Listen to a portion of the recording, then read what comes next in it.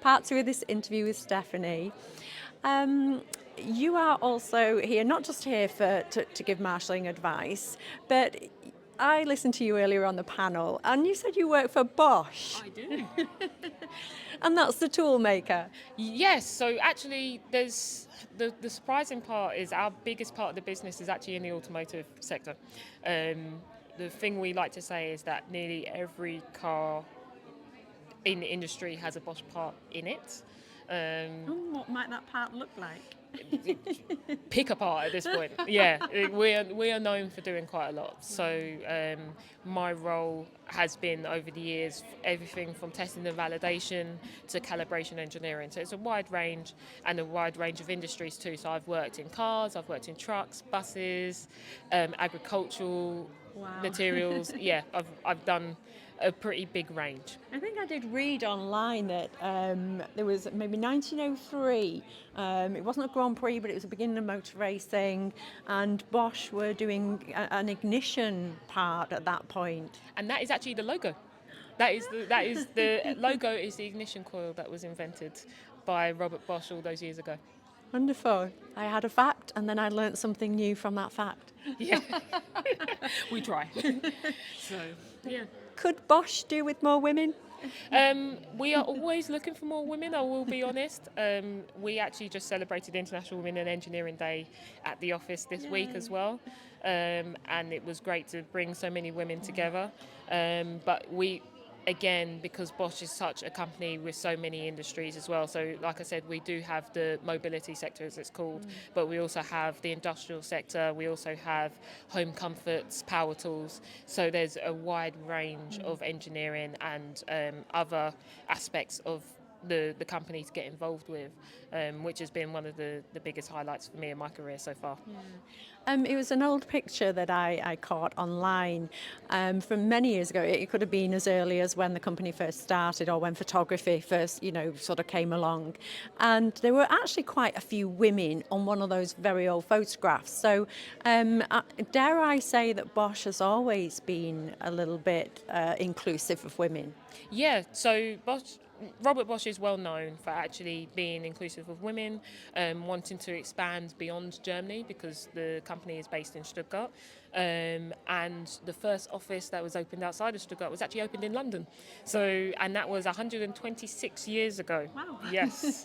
So he's always been in the forefront of thinking about not just the innovations, but the people and who wants to work in the company and how to support them. So, and that story has carried through to today. Wow. Does Bosch at all do any representative, do any workers, do they go to races, or is this sort of a bit of an indirect link?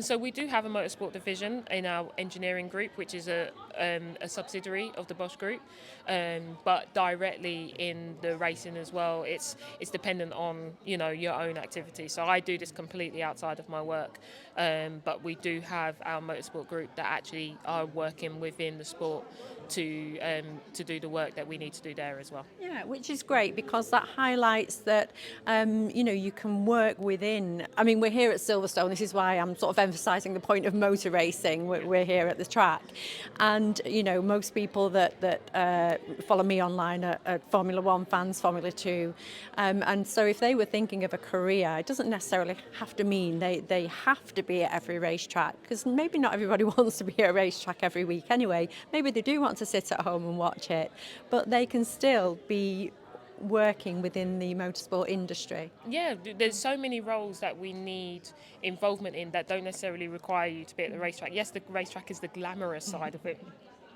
And there's no fronting. I love being on the racetrack and being at that side, but it's a tiring experience. It is not for everybody. So there are other ways to still be involved in the sport and still be able to give your passion to the sport. And yeah, that's one of the things I found over the years, and that's how I've been able to keep my passion for so long. Yeah, you did mention on the panel when you were speaking about stepping away briefly from it, and just tell the story again. Yeah, so I actually stepped away from the sport in 2019. My requirements in my Bosch job meant that I couldn't travel to do a lot of the freelance racing that I used to do. So I actually took a step back from the sport at that time. But I did go to the Grand Prix that year. At that time, we weren't sure if Silverstone were going to hold another race. So me and my lovely mother said,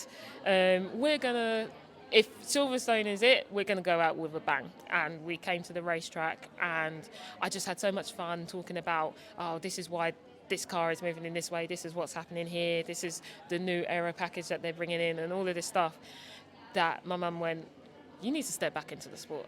She was like, I don't care how you do it. You need to step back into it in some way, shape or form. And it took me a few years because obviously COVID happened and coming out of the pandemic as well. But then that's when I made the decision to be a marshal, because I said, even if I can't work in the sport directly, I'm still going to make a difference in the sport and be able to provide my time to make sure UK grassroots sport can still happen. Yeah. Well, it's wonderful that you did step back into it, because I think that your talents, your positivity, your attitude, and the fact that you're here today to help other young women come in the sport, it would have absolutely gone to waste. So I'm very happy from a personal point of view that you're back in it.